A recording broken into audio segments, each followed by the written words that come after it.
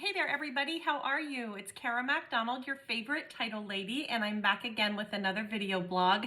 And this is episode number 21. And today I'm going to talk about the post-closing process, which is what happens after settlement in terms of recording and dispersing all funds connected to settlement. This is going to be a little bit of a long blog, but it's important to understand this as a realtor. So stick with me. I promise you will definitely learn something. I've got 6 points here that I'm going to run through quickly, and they all are related to how and why you might not get your money quickly. It might take even an extra day sometimes. So I want you to understand that so you can better educate your clients. So the first thing is time. What time do you close?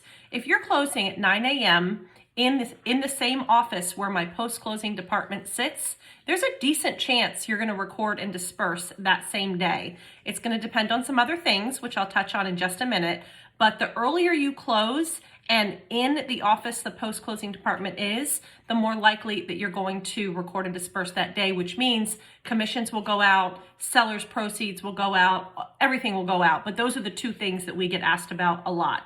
So, not to say you can't do remote settlements, we do them very efficiently, but there is that extra time that it takes to get the package back to the office. So that brings me to my next point, is where you close. So my husband, Corey, does a lot of my settlements, and he does them so well, and he does almost all of them remotely. So whether he's doing them at the property, at the realtor's office, at one of our virtual offices, most likely he has a lot of settlements each day. So if he has a 9 o'clock settlement, an 11 o'clock settlement, a 1 o'clock settlement, and then he has a break, he doesn't do any more till 4 or 5, he will have a window to go drop packages off back at the office so the post-closing department can begin working on them.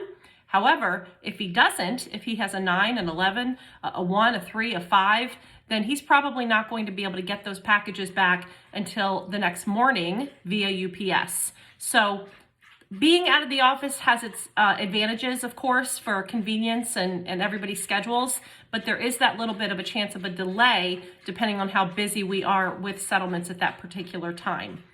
So the next thing is funds to close. We've had a lot of people bringing cashier's checks lately. We don't want cashier's checks very much. We, of course, will make exceptions if we have to, but we really want a wire. We want good funds in the account so we can record and disperse exactly when we are ready to do so. A cashier's check, especially something over $10,000, we're going to have to hold possibly at least one day until our bank gives us authorization, or we just decide that it's safe to overwrite depending on some other factors of the file.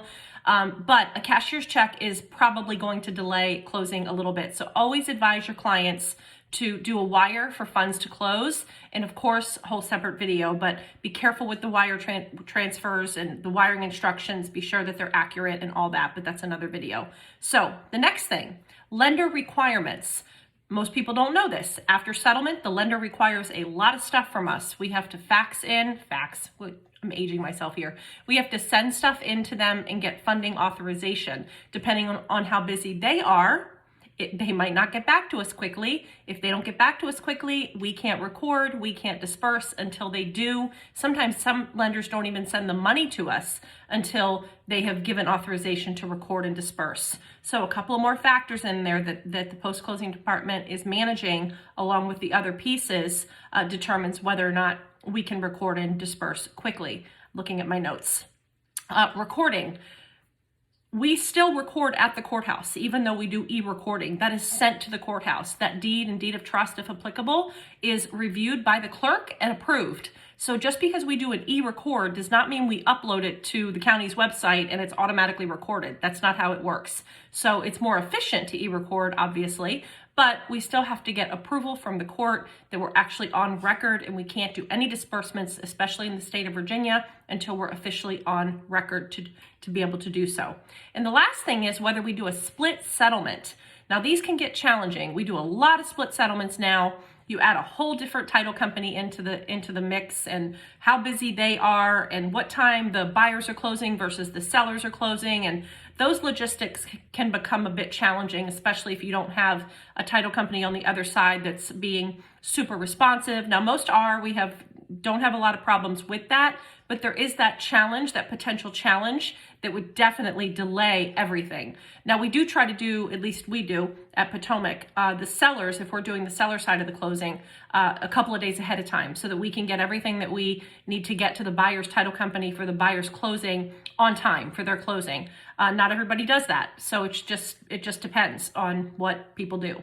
So bottom line, we do everything we possibly can to record and disperse as quickly as humanly possible. However, in the state of Virginia, we have up to 48 hours, 2 business days to do so, as does every title company in the entire state.